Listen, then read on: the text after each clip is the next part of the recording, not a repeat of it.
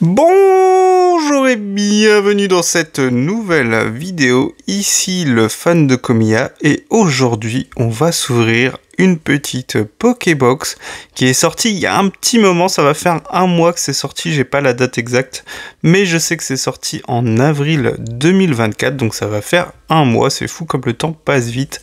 Et du coup, c'est des Pokébox qui partaient pas, qu'on pouvait avoir à un peu moins de 20 €.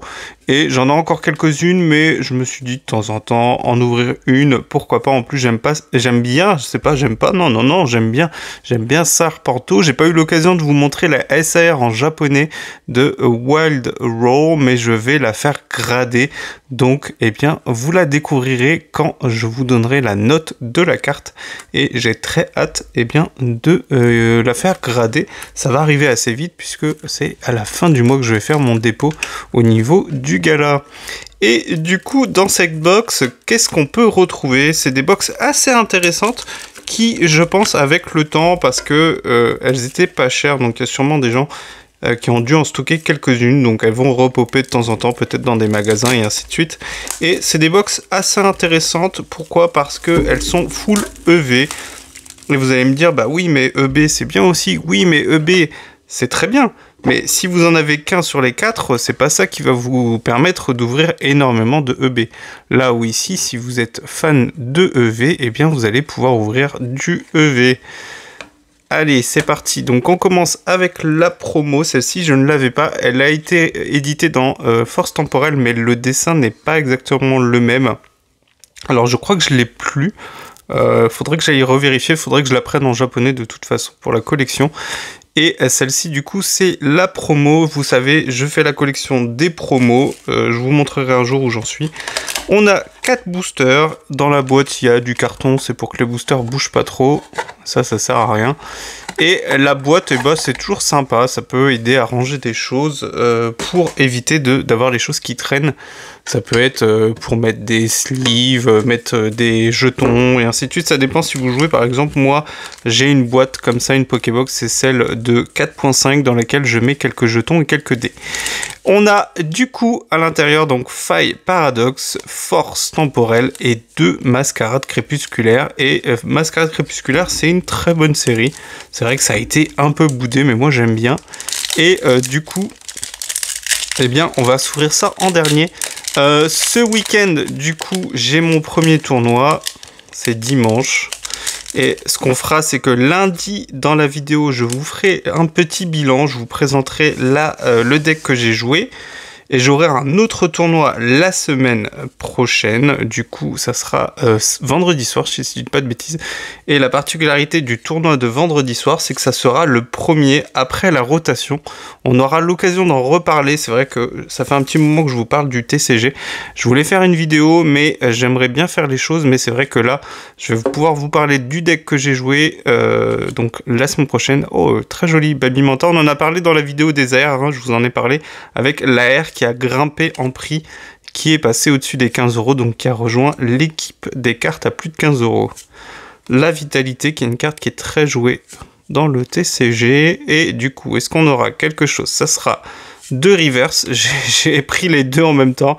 Le Pitrouille, est-ce qu'on a quelque chose derrière? Non, ça sera une holo avec le Zacian. Je sais plus si je l'avais eu, sûrement. Et une énergie combat. Ça tombe bien, j'en ai besoin. Et on va enchaîner avec le Force Temporelle.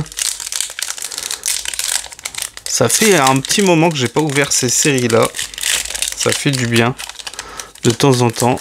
Alors je vous donnais les codes, mais comme je me suis remis à TCG Live, je vous les donne plus. Je les garde pour moi. D'ailleurs, si vous jouez, n'hésitez pas à me dire si vous arrivez à créer des decks, à jouer, est-ce que vous trouvez l'application intéressante. Je vous avoue que si c'était pas pour m'entraîner, j'y jouerais pas beaucoup, parce que c'est assez lent. Mais maintenant que je comprends les dynamiques, que je vois l'intérêt de jouer un peu, c'est quand même un peu mieux. C'est vrai qu'au début, quand j'ai commencé et que je me suis remis au TCG, je me suis dit, mais c'est vraiment nul à chier. Je crois que l'appli, elle a un tout petit peu mieux maintenant aussi, donc il y a peut-être un peu de ça. Le Fort Ivoire, que on peut jouer dans le deck Anched Mox, donc c'est avec les Pokémon de temps passé. Et le Rugiline, je vous avais peut-être déjà un peu parlé dans des vidéos. C'est un Pokémon que j'aime bien et j'aime bien jouer. Mais c'est vrai que le deck, et ça sera une holo, le deck Rugilune, il est un peu tombé en... il est plus très méta. Il est un peu dépassé par tout ce qui l'entoure. Mais bon, peut-être qu'il reviendra avec d'autres outils qu'on aura dans les prochaines extensions. On ne sait pas. C'est toujours pareil, hein. Une carte, une mécanique peut perdre en intérêt selon la méta. Et si la méta, elle est propice à ce que ça revienne, ça peut revenir. Là, notamment, en ce moment, on a beaucoup de dynamique avec les murs défensifs. Que ce soit le Mimikyu qui bloque les attaques X, ou le Ogerpon de type pierre qui empêche les Pokémon avec les talents d'attaquer. Et comme il y a beaucoup de Pokémon avec des talents, avec ces deux Pokémon, vous avez un sacré mur et vous tankez. Ah, Bitantron, le sauveur. Vous avez énormément et ça sera une ace et vous allez rire. Ou pas. Moi, je ris jaune, mais je m'en doutais parce que ça arrive toujours, c'est toujours comme ça. C'est une carte que je viens de commander pour un deck. Bon, bah j'en aurai une deuxième, hein. Si jamais vous êtes intéressé par cette carte, n'hésitez pas à m'envoyer un message. Je peux vous la céder parce que du coup, on a besoin que d'une seule ace par deck. Donc évidemment, j'en ai pas besoin de deux. Bon, ce que je ferai, c'est que je la donnerai, éventuellement, je ferai un échange. Poltergeist. Et derrière, ça sera Phione. On en a parlé un tout petit peu, je vous rappelais le Phione AR qui est passé au-dessus des 15 €. Et ça sera le Favianos qui lui n'est pas joué, contrairement à sa version X. Et oui, c'est ainsi. On achète des cartes et on les récupère après en booster, c'est comme ça. Que voulez-vous? C'est ainsi, c'est ainsi. Allez. Dernier booster de cette Pokébox. Est-ce qu'on peut avoir quelque chose de sympa? Mascarade crépusculaire, il y a quand même de beaux hits. Et c'est vrai que là, ça commence à faire beaucoup sur Mascarade crépusculaire, hein. Bon, après, j'ai eu une SAR. J'ai eu quelques AR. Des X. Des Ace, du coup, aussi. Mais je crois que j'en avais déjà eu des Ace. C'est pas la première sur Mascarade. Et d'ailleurs, tiens, ça me fait penser, donc j'ai commencé à noter mes ouvertures, je fais une petite pause pour vous reparler de ça, peut-être que ceux qui arrivent récemment, ceux qui sont arrivés récemment ne savent pas, j'en ai parlé il y a un moment, j'avais fait une vidéo dessus aussi, ce que je ferai c'est que je vous la mettrai en lien, donc l'idée c'était de voir si en ouvrant des boosters dans des items aléatoires, c'est-à-dire sans display, parce que du coup je n'ouvre jamais de display, je vous en ai déjà parlé, le budget, le fait qu'on ait beaucoup de cartes en trop, même si quand on ouvre une série avec beaucoup de boosters, sans que ça soit des displays, ben, on se retrouve avec le même problème, c'est vrai, mais des fois au niveau du coût, on peut trouver des items un peu moins chers, même si c'est vrai qu'en ce moment, c'est tout le contraire, mais ça va revenir, faut être patient, c'est bien le problème justement, c'est que certains, et je peux les comprendre, n'ont pas la patience en ce moment, ils veulent ouvrir et du coup, ils achètent un peu cher, même si c'est vrai que ça s'est un peu calmé et que dans les magasins, on retrouve des items à prix normal, puisque, eh bien, c'est pas des items sur lesquels ces magasins font de la marge, donc même si certains ont un peu abusé, ont mis des ETB à 70 et ainsi de suite, ça va revenir à prix retail. Pourquoi? Parce que c'est pas des items sur lesquels ils font de la marge. Bref, j'ai commencé à noter mes ouvertures pour essayer d'avoir une idée justement de savoir est-ce que je me faisais avoir, c'est-à-dire est-ce que il valait pas mieux économiser et acheter que des displays. Et au final, après plus de 200 boosters, ce qui est pas non plus énorme, mais ce qui représente quand même, je crois, de mémoire, c'était 6 ou 7 displays, donc ça commence à faire pas mal, et ça me permet d'ouvrir plusieurs séries. C'est aussi ça que je disais, hein, c'est que si vous ouvrez des displays, bah forcément vous ouvrez une, voire deux displays, voire trois, mais vous êtes sur 3 séries seulement.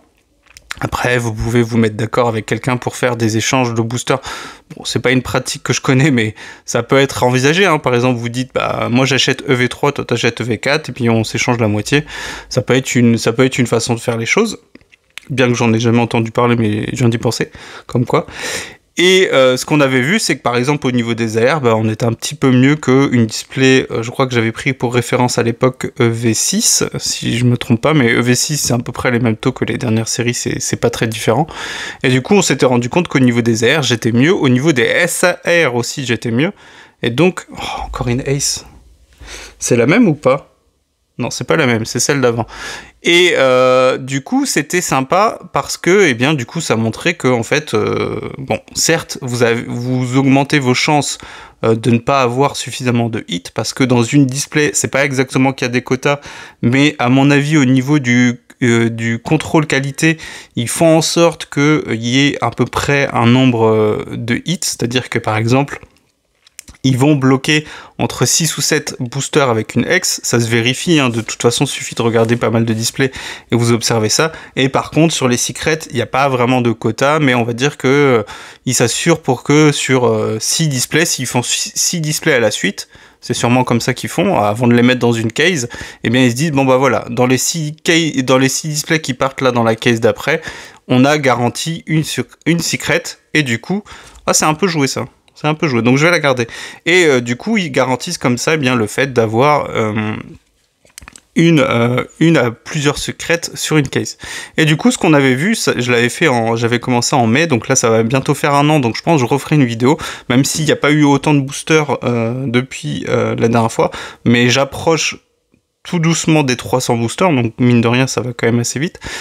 Et on va voir, eh bien, est-ce que ça s'est maintenu, est-ce que ça a baissé, est-ce qu'il y a des raretés où ça a fortement augmenté, est-ce qu'il y a des raretés où ça a baissé.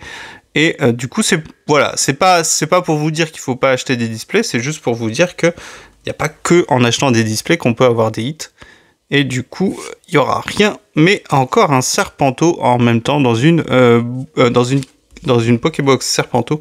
Est-ce que c'est pas normal d'avoir une holo Serpento? Je vous pose la question. Eh bien, c'est pas dingue, même si ce sont des cartes Ace, donc c'est des cartes qui vont être jouées encore pendant un an.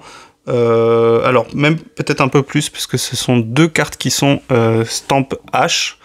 Je vous en avais peut-être pas encore parlé, mais les cartes G, c'est les dernières maintenant à être autorisées. Est-ce qu'il y en a ici? Je crois que tout est en H sur... à partir, voilà, c'est les cartes Force temporelle, Faille Paradoxe qui sont G. Donc les cartes G, ça sera les prochaines à disparaître donc de la rotation normalement, hein, s'il n'y a pas de changement. Les cartes H resteront encore pendant un bon petit moment. Donc ça ne veut pas dire qu'il ne faut pas que vous achetiez des cartes G si vous voulez jouer. Mais juste sachez que logiquement, l'année prochaine, dans la prochaine rotation, tiens, ça c'est une carte de Jerky, j'avais pas fait attention, je vais la mettre de côté. Et celle-ci, elle est belle. Bon, je vais faire le tri après. Dans la prochaine rotation, donc qui normalement a lieu une fois tous les ans ou tous les 2-3 ans, enfin je sais plus exactement, mais en général c'est pour faire du tri et faire en sorte que les gens jouent avec les nouveaux sets, hein, c'est une stratégie commerciale un peu déguisée, évidemment. Et bien du coup, les G, normalement ce sera les prochaines à sortir de la rotation, et du coup les H suivront, et les I maintenant c'est à partir de Aventure Ensemble. En sachant qu'au sein d'un set, certaines cartes, alors je sais pas si on l'a là, mais des fois il y a des cartes qui ont un stamp d'avant. Je sais que je l'ai vu sur Aventure Ensemble où il y a des cartes dresseurs qui ont un stamp G, si je dis pas de bêtises. Ou alors je me trompe et je dis n'importe quoi. Mais là, peut-être qu'en l'occurrence non. Mais bon, bref, c'est pas très grave.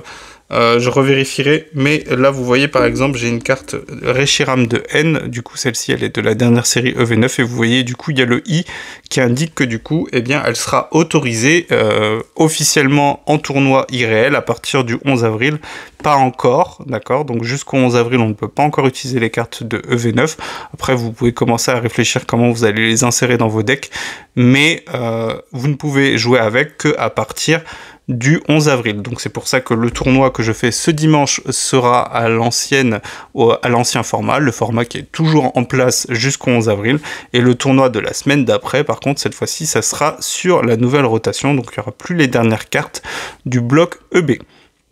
Donc, le programme à venir, du coup, la semaine prochaine, en début de semaine, on se fait le bilan du premier tournoi. Je vous présenterai le deck que j'ai joué donc que je vais jouer ce dimanche. Et mercredi, on se fera la petite vidéo des ETB. J'espère que vous avez hâte. La vidéo des AR vous a beaucoup plu. Je suis très content. Ça prend du temps à préparer parce qu'il faut lister, il faut regarder les prix.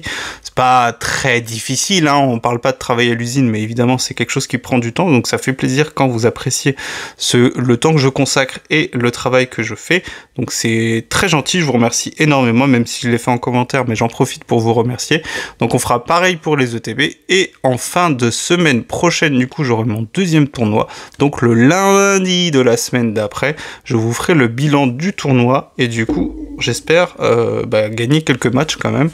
Bon, je rappelle que je débute. J'ai joué un peu sur TCG Live.